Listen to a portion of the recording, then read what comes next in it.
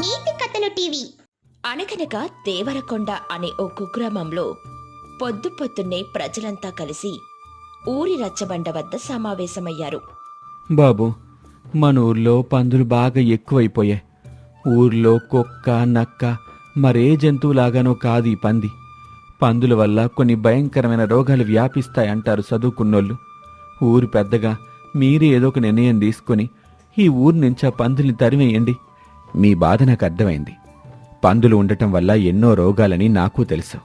కానీ మన ఊరి దేవుడు వరాహస్వామి కనుకే మన ఊర్లో ఎక్కువగా పందులు నివసిస్తాయని మన పెద్దలు చెప్పిన మాట. ఇది మనందరికీ గుర్తున్నదేగా. ఇప్పుడు ఉన్నట్టుండి ఆ పందుల్ని తరిమేయటం కూడా అంత మంచి పద్ధతి కాదు. మరిప్పుడేం చేద్దామంటారు బాబు? చేసేదేమీ లేదు. మన ఊళ్ళో పెళ్ళాం పిల్లలు పనీపాట లేనివాడున్నాడుగా, ఆ రాముగాడు. ఆడికే ఈ పందుల పెంపకాన్ని అప్పచెప్దాం. దానికిగాను ఊరి ప్రజలందరం కలిసి వాడికి ఎంతో కొంత డబ్బులిద్దాం. ఈ ఆలోచన బాగుందయ్యా. ఆడెట్టాగో అమాయకుడు, ఆడి పని చేయటానికి ఖచ్చితంగా ఒప్పుకుంటాడయ్యా. ఇలా అనుకుంటూ నాగయ్య, రత్తయ్య కలిసి రాము దగ్గరికి వెళ్తారు. ఒరే రాము, ఇలా రారా బయటికి. ఊళ్ళో పందులు ఎక్కువ అవుతున్న విషయం తెలిసిందేగా. వాటి బాగోగులు చూసుకోవడానికి ఒక ఉద్యోగం కావాలి. నువ్వు ఈ పని చేస్తే నీకు ప్రతి నెల కొంత జీతం ఇస్తాం. అమ్మ నాన్న ఎలా ఉంటారో నాకు తెలీదు. నన్ను ఇంతవరకు పెంచి పెద్ద చేసిన మా బామ్మ కూడా చనిపోయాక నేను ఒంటరితనంతో బాధపడుతున్నాను. ఇప్పుడు సాక్షాత్తు వరాహస్వామి వీధి పందుల రూపంలో నా దగ్గరికి వస్తానంటే ఎందుకు కాదంటాను? మన ఊర్లో ఉన్న పందులన్నింటినీ నేను జాగ్రత్తగా చూసుకుంటాను. దానికిగాను నాకు ఎలాంటి జీతం అక్కర్లేదు. అయితే మరీ మంచిది. ఇదిగో, సాయంత్రం కల్లా ఊళ్ళో పందులన్నింటిని తీసుకుని నీ పెరట్లో గట్టే. రత్తయ్య అలా చెప్పిందే తడవగా రాము పందులను తీసుకుని వచ్చేందుకని బయలుదేరాడు. ఈడొట్టి ఎరుబాగులుడు. ఈడికి ఏమైనా రోగం వచ్చి చచ్చేదాకా ఈ పందుల బాధ మనకుండదు. జీతం కూడా అక్కర్లేదంటున్నాడు. ఏదైనా మీరు చాలా తెలివైనోళ్ళయ్యా. పందుల సమస్యను ఇట్టే పరిష్కరించేశారు. అలా అనుకుంటూ ఎవరింటికి వారు వెళ్ళిపోతారు. రాము ఊరంతా తిరిగి 1 గంటలో పందులన్నింటినీ తీసుకొనొచ్చి తన విశాలమైన ఇంటి పెరట్లో కట్టేసి వాటితో మాట్లాడుకుంటూ ఉంటాడు. మీరు మొత్తం ఎంతమంది ఉన్నారు? 1, 2, 3, 4, 5. ఓహో, మీరు 5గురు అన్నమాట.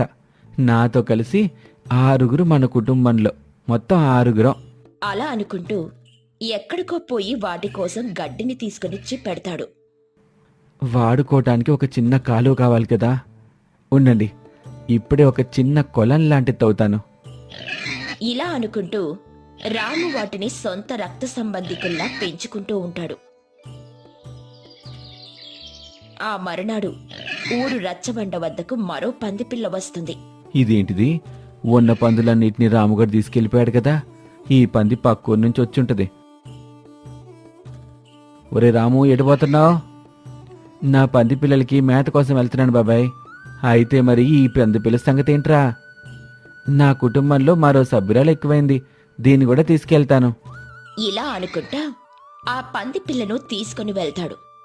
అలా ప్రతిరోజు ఒక పంది పిల్ల రచ్చబండ దగ్గర కనిపిస్తూ ఉంటుంది.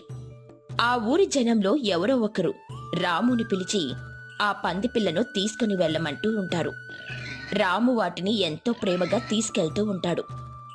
ఒకనాడు 6గురిగా మొదలైన మన కుటుంబం ఇప్పుడేంటి ఎంతమంది అయిపోయాం. కనీసం లెక్క కూడా అందటంలా. మీ అందరికీ ఇక్కడ చోటు సరిపోవటం లేదుగా.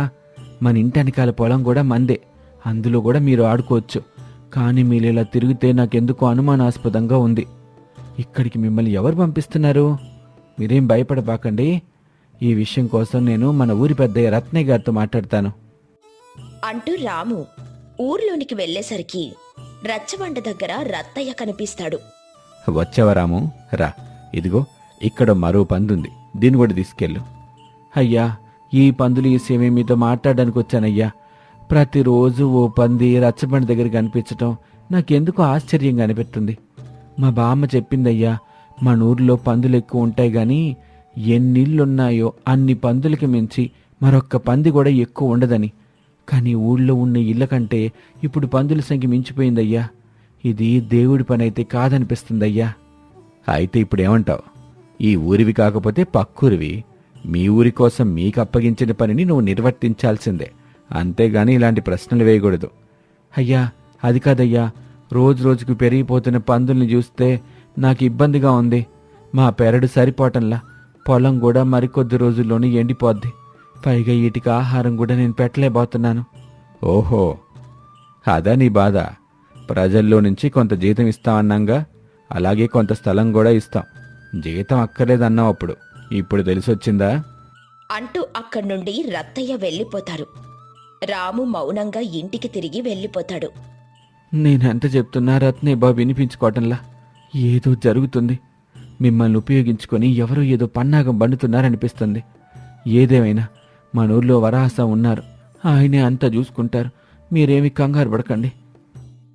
అలా రాము ఊర్లో కనిపించే వాళ్ళందరికీ ఈ పందుల సంఖ్య పెరగడం వెనక ఏదో పన్నాగం ఉండుంటుందేమోనని చెప్పడము, వాళ్ళు నవ్విపోవడము జరుగుతూ ఉండేది.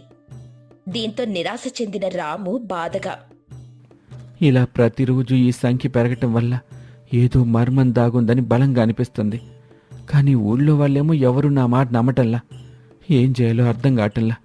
నాకు వీలైనంత వరకు ఈ ఊరికి నేను సాయపడాలి అనుకుంటూ ఆ రోజు అర్ధరాత్రి పందులన్నిటికీ ఆహారం, నీళ్లు పెట్టి ముసుగు వేసుకుని రచ్చబండ వద్ద కూర్చోసాగాడు. ఇంతలో తెల్లారుతుంది. ఇదేంటి, ప్రతిరోజు పొద్దున్నయ్యేసరికి ఓ పందిపిల్ల ఇక్కడ ఉండాలిగా. మీరిక్కడ కాచుకొని కూర్చున్నారు కాబట్టి వాళ్ళు పందిపిల్లని ఇక్కడ తెచ్చిపెట్టుండ్రు. ఇంతలో అక్కడికి నాగయ్య వస్తాడు. బాబాయ్, నేను చెప్పానా ఎవరో తెచ్చి పందిపిల్లని ఇక్కడ వదులుతున్నారని? ఈరోజు నేను ఇక్కడే కూర్చున్నానా, అందుకే ఏ పందిపిల్ల రాలేదు. ఒరే వెర్రిబాగులోడా, నిన్నందరూ ఊరికెట్ట పిలవలా. నీలో నువ్వే ఏదో ఊహించుకొని రాత్రంతా నిద్రమానుకున్నావా? ప్రతిరోజు ఏదో ఒక ఊరు నుంచి పందులు వస్తానే ఉన్నాయి. ఈరోజు పొరపాటును రాకపోతే దాని గురించి ఓ పెద్ద కథే అల్లేసావుగా. ముందెక్కడి నుంచి పోరా. లేదు, నిజంగానే దీని వెనక లేదో కుట్ర జరుగుతుంది. దీని వెనక ఎవరున్నా సరే నేను వారిని కనిపెట్టి తీరుతాను. పోరా పిచ్చోడా. ప్రతిరోజు రాము నిద్ర మానుకుని రచ్చబండ వద్ద కూర్చునేవాడు. అలా ఆ ఊర్లోకి పందిపిల్లలు రావడం తగ్గాయి. అమ్మయ్య, ఏదైతేనే మిమ్మల్ని ఇక్కడ వదిలి వెళ్తుంది ఎవరో గాని వాళ్ళు నాకు భయపడ్డారు. ఇంక నేను హాయిగా నిద్రపోవచ్చు. ఇలా అనుకుంటూ రాము రచ్చబండ వద్దకు వెళ్లడం మానేశాడు. అలా మానేసిన తర్వాత మళ్లీ పందిపిల్లలు రావడం మొదలయ్యాయి. దీని వెనక ఖచ్చితంగా ఎవరో ఉన్నారు. ఎవరో ఏదో గట్టి పన్నాగమే బన్నారు. ఈ గుట్టి ఎట్టగైనా రట్టు చేయాలి అనుకుంటూ ఊర్లో నడుచుకుంటూ వెళ్తున్నాడు. ఇంతలో నాగయ్య ఓ పిల్లాడితో మాట్లాడుతూ ఇలా అంటాడు. ఒరేయ్, పిల్లి కళ్ళు మూసుకొని పాలు తాగుతూ ఎవరో చూడలేదనుకుందంట. నా కళ్ళు గప్పి నా జేబులో నువ్వు రోజు డబ్బు దొంగిలేస్తున్నావు. ఈ రోజు నేను దాక్కొని నీ గురించి ఎదురు చూస్తున్నాను. నీకు నేను కనిపించబోయేసరికి నేనిక్కడ లేననుకున్నావు కదూ, దొరికావురా దొంగ. ఈ మాట వినగానే రాముకి ఓ బ్రహ్మాండమైన ఆలోచనొచ్చింది. ఆ రోజు సాయంత్రం పనులన్నీ ముగించుకొని తానింట్లోనే ఉన్నట్టుగా ఓ దీపాన్ని వెలిగించి ఉంచాడు. ఊరంతా నిద్రపోయాక ఎవ్వరికీ కనపడకుండా వచ్చి రచ్చబండ వద్ద ఉన్న పొదల్లో దాక్కుని ఉన్నాడు. సరిగ్గా అదే సమయానికి రత్తయ్య గారి తమ్ముడు వీరయ్య, అతని భార్య సూరమ్మ ఓ పందిపిల్లను తెచ్చి అక్కడ వదిలిపెట్టి మెల్లిగా వెళ్ళిపోతూ ఉంటారు. పరుగు పరుగున వెళ్ళి రామయ్య వాళ్ళిద్దరినీ పట్టుకుంటాడు. బాబాయ్, పెద్దనా, అందరండి, ఈ ఊరోళ్ళందరూ రండి. ఈ ఊర్లో ఏదో జరుగుతుందంటే ఎవరు నమ్మలేదు కదూ. ఇదిగోండి, ఇదిగోండి, ఇట్ట చూడండి, రండి అంటూ అర్ధరాత్రి వేళ గట్టిగా అరిచేసరికి ఆ ఊరి వాళ్ళంతా అక్కడికి పరుగు పరుగున వస్తారు. ఇదేంటి వీరయ్యా, నువ్విక్కడేం చేస్తున్నావు? ఒరే దుర్మార్గుడా, నిన్ను ఎప్పుడో ఈ ఊరి నుంచి తరిమేశాం కదరా. నువ్విక్కడేం చేస్తున్నావు? నీ బుద్ధి ఇంకా మారలేదా? ఈ రాముగాడేదో చెప్తుంటే పిచ్చి కోతలనుకున్నాం గాని నిజంగానే నువ్వు ఊరికేదో కీడు పెట్టబోతున్నావన్నమాట. నేను నా భార్య ఎలాగైనా దొరకకూడదనుకున్నాను. కానీ ఈ అమాయకుడు మమ్మల్ని పట్టుకున్నాడంటే మేమే నమ్మలేకపోతున్నాం. అసలు మీరేం చేద్దాం అనుకుంటున్నారో అది చెప్పండి. ఈ ఊర్లోకి ఎక్కువ పందులు పంపించి మిమ్మల్ని భయపెడదామనుకున్నాను. పందులు ఎక్కువ అవ్వటం వల్ల ఈ ఊర్లో రోగాలు ఎక్కువ అవుతాయి. అప్పుడు మీలో ఎవరైనా ఒక్కరు చచ్చినా చాలు, ఊరంతా ఖాళీ అయిపోతుంది. అప్పుడు ఏ నిధి కోసమైతే నన్ను ఈ ఊరి నుంచి గెంటేశారో నేను మళ్ళీ వెతికి నా సొంతం చేసుకునేవాణ్ణి. నా ఆలోచన కూడా నా భార్య సహకరించింది. కానీ ఈ పందుల కాపురి నన్ను పట్టేశాడు. నీ దగ్గర నుండి డబ్బులు గుంజేయడానికి ఆ రోజు ఆ వేషగాడు ఈ ఊర్లో నిధుందని చెప్పాడ్రా. అంతేగాని నిజానికి ఊళ్ళో ఎక్కడా నిధులు లేవు. దానికోసం ఈ ఊరి వాళ్ళని చంపేయాలనుకోవటం అమానుషం. అయినా ఈరయ్య గారు, మీరు మర్చిపోయారు గాని మనది దేవరకొండ. ఇక్కడ దేవుడు వరాహస్వామి. ఆ స్వామి ఉండగా మనకి ఈ పందులు ఎట్టాంటి ఆపదలు తలబెట్టలేవు. శభాశ్రరాము, నీ తెలివితేటల వల్ల ఊరికి కీడు తలబెట్టాలనుకున్న వాళ్ళని మనం పట్టుకోగలిగాం. అది రావులపాలెం అనే ఒక చిన్న పల్లెటూరు. 1950వ దశకం నాటి మాట. ఊరి చివర ఓ తాటి చెట్టు నీడన ఒక చిన్న పూరె గుడిసె. అందులో రాముడు, అతని భార్య సీత, వారొక్కగానొక్క కొడుకు 9 ఏళ్ల మల్లేష్ నివసిస్తున్నారు. రాముడికున్న 2 ఎకరాల మెట్ట భూమి వారికి జీవనాధారం. ఆ భూమిని నమ్ముకునే వారి బ్రతుకుబండి సాగుతుంది. ఏమండి, మల్లేష్ గాడు ఇంకా నిద్ర లేవనే లేదు. పొద్దు పొడిచింది. వాణ్ణి లేపి కాస్త గంజి తాగిద్దాం. మీరు కూడా పొలానికి వెళ్ళాలి కదా. అవునే సీత, ఈసారి వానలు బాగానే పడ్డాయి. ఇత్తనాలు జల్లి 4 రోజులైంది. పైరు బాగానే ఏపుగా వస్తోంది. దేవుడు కరుణిస్తే ఈసారి పంట బాగా పండి మన కష్టాలు తీరతాయి. అమ్మా, నాన్నా. లేచావా నాన్నా? రా, ముఖం కడుక్కో, గంజి కాచాను. ఈసారి మన మల్లేష్ గాడికి కొత్త బట్టలు కొనివ్వాలి. ఆడు బడికి పోతుంటే అందరికన్నా గొప్పగా ఉండాలి. నిజంగానా నాన్నా? నాకు రంగుల చెక్క కొనిస్తావా? కొనిస్తాడులే నాన్నా. ముందు నువ్వు బాగా చదువుకోవాలి. పెద్దోడివై మన కష్టాలన్నీ తీర్చాలి. మనమేమీ పెద్ద చదువులు చదవలేదు. మన కొడుకైనా 4 అక్షరాలు నేర్చుకుంటే మనలాగా మట్టిలో ఉండిపోకుండా దర్జాగా బతుకుతాడు. అవునండి, వాడి కోసమే కదా మనమింత కష్టపడేది. ఆ పూరె గుడిసెలో పేదరికం కన్నా ఆనందానికి కొదువే లేదు. కొడుకు భవిష్యత్తు మీద ఎన్నో ఆశలు పెట్టుకున్నారు ఆ దంపతులు. అలా కొన్ని రోజులు గడిచాయి. పైరు ఏపుగా పెరిగి చేతికొచ్చే సమయం ఆసన్నమైంది. కాని విధి వక్రీకరించింది. అకాల వర్షాలు, వరదలు రావులపాలెన్ని ముంచెత్తుతాయి. చేతికొచ్చిన పంటంతా నీళ్లపాలైంది. రాముడి ఆశలన్నీ అడియాసలయ్యాయి. అయ్యో దేవుడా, ఇదేమి ఘోరం! కంటికి రెప్పలా కాపాడుకున్న పంటంతా నాశనమైపోయిందే. ఇప్పుడు మన గతేంటి సీత? ఏవండి, దిగులు పడకండి. ఏదో ఒక దారి దొరకపోతుందా? ఏం దారి కనబడుతుంది సీత? జమీందారు కొండారెడ్డి దగ్గర పంట మీద అప్పు చేశానే. ఇప్పుడు అప్పు ఎట్ట తీర్చాలి? ఆడు మనల్ని నడి రోడ్డు మీద నిలబడతాడే. ఆ కొండారెడ్డి పేరు చెబితేనే గుండెల్లో రాయి పడుతుందండి. వాడు వడ్డీకి వడ్డీ వేసి మనల్ని పీక్కు తింటాడు. ఏం చెయ్యాలో పాలు పోటలేదు. వాడి దగ్గరికెళ్ళి కాళ్ళ వేళ్ళబడి కొంత గడువు అడగాలి. ఇక మరుసటి రోజు రాముడు బిక్కుబిక్కుమంటూ జమీందారు కొండారెడ్డి గారి పెద్ద పవంతి ముందు నిలబడ్డాడు. కొండారెడ్డి ఆ ప్రాంతంలో పేరు మోసిన వడ్డీ వ్యాపారి, క్రూరుడు. ఎవరయ్య నువ్వు? ఏం కావాలి? అయ్యా, దొరగారిని చూడాలి. నా పేరు రాముడు. ఎవడ్రావాడు? రాణి లోపలికి. రాముడు లోపలికెళ్ళాడు. కొండారెడ్డి ఒక పెద్ద కుర్చీలో దర్జాగా కూర్చొని తాంబూలాన్ని నములుతున్నాడు. అతని చూపులు కఠినంగా ఉన్నాయి. దొరా, నమస్కారం. ఏం రాముడు, ఇలా వచ్చావు? పంట బాగా పండినట్టుందే. అప్పు తీర్చడానికి వచ్చావా? క్షమించండి దొరా, ఆ కాల వర్షాలకి పంటంతా నాశనమైపోయింది. చేతిలో చిల్లి గవ్వ కూడా లేదు. ఏమంటివిరా?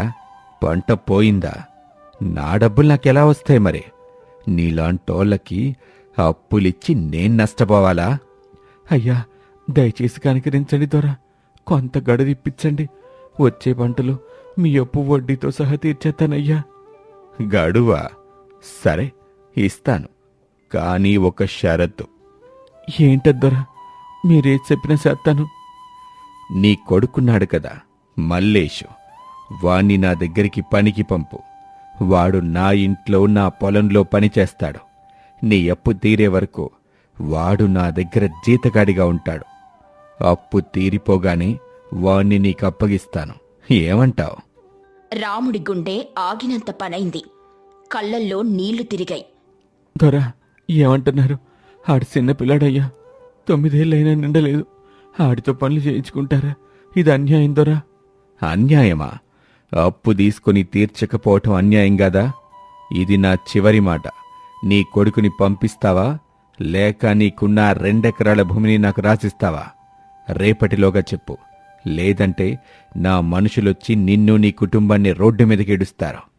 రాముడు నిస్సహాయంగా అక్కడ్నుండి బయటకొచ్చాడు. అతని కాళ్ళు తడబడుతున్నాయి. గుండె బరువెక్కింది. ఇంటికొచ్చిన రాముణ్ణి చూసి సీత ఏదో కీడు శంకించింది. ఏమైందండి?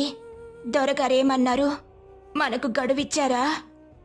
రాముడు తల పట్టుకొని కూలబడుతూ, గడువిచ్చాడు సీత, కాని ఆ గడువు మన కొడుకు ప్రాణాలతో సమానం అంటూ జరిగిందంతా చెప్పాడు.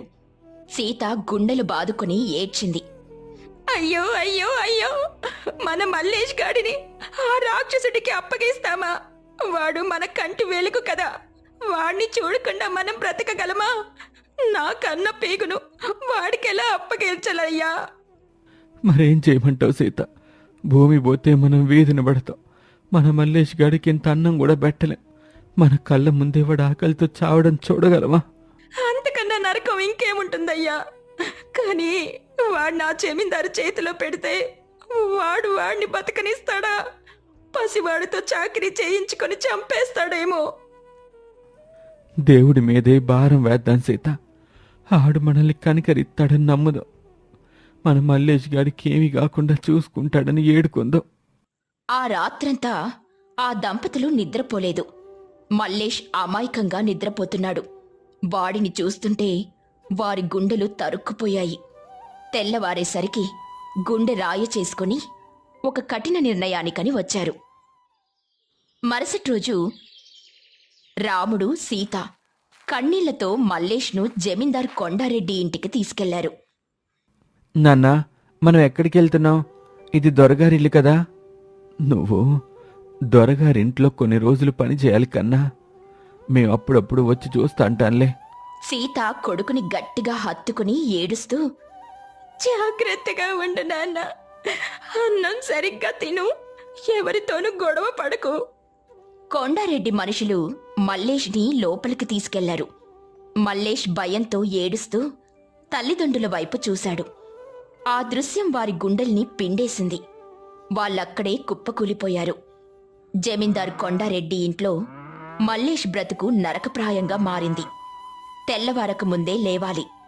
పశువుల కొట్టం శుభ్రం చేయడం, నీళ్లు మోయడం, పొలంలో కలుపు తీయడం, జమీందారు చెప్పిన ప్రతి పని చేయడం. చిన్నపిల్లాడని కూడా చూడకుండా అతని శక్తికి మించిన పనులు చెప్పేవారు. ఒరేయ్ మల్లేషా, ఇంకా ఎంతసేపురా పని? చురుగ్గా ఉండకపోతే తోలు తీస్తాను. అయ్యా, కాస్త నీళ్ళు తాగుతానయ్యా. కొండారెడ్డి భార్య రుద్రమ్మ విసురుగా, నీళ్లు కావాలా? నీళ్లు నీకు? పని చేయకుండా నీళ్లు అడుగుతావా? ముందు పని చేయరా, పని పూర్తి చెయ్యి, లేదంటే ఈ పూటకు తిండి కూడా ఉండదు నీకు. మల్లేష్కు కడుపు నిండా తిండి కూడా పెట్టేవారు కాదు. రాత్రిపూట పశువుల కొట్టంలో ఒక చిరిగిన గోనెపట్ట మీద పడుకోవాలి. చలికి వణుకుతూ, ఆకలితో నకనకలాడుతూ తల్లిదండ్రులను తలుచుకుని ఏడ్చేవాడు మల్లేష్. ఒకరోజు రాముడు, సీత కొడుకుని చూడాలని జమీందారు ఇంటికి వెళ్లారు. దొరా, మా మల్లేష్ గారిని ఒకసారి చూసి వెళ్తాం. వాడికేం రోగం? వాడు బాగానే ఉన్నాడు, పని చేసుకుంటున్నాడు. మీరిక్కడికి రాకండి. ఆడికి మీ మీద జాస్ ఎక్కువై పనెగ్గొడతాడు. అయ్యా, ఒక్కసారి వాడిని చూడనివ్వండి అయ్యా. వాడి ముఖం చూస్తే చాలు. చూడ్డానికి ఏముంది? వాడు దొరగారి ఇంట్లో మహారాజులా బ్రతుకుతున్నాడు. మీలాంటి పేదవాళ్ళింట్లో ఉంటే వాడికింత మంచి తిండి దొరికేదా? వెళ్ళండి ఇక్కడి నుండి. రాముడు, సీత నిరాశతో వెనుదిరిగారు. కొడుకుని చూడలేకపోయినందుకు వారి గుండెలు మండిపోయాయి. మల్లేష్ ఆరోగ్యం రోజురోజుకి క్షీణించసాగింది. సరైన తిండి లేక, విశ్రాంతి లేక, నిరంతర చాకిరీతో వాడు బక్కచిక్కిపోయాడు. జ్వరం దగ్గు వాడిని వదల్లేదు. అయినా కొండారెడ్డి కనికరించలేదు.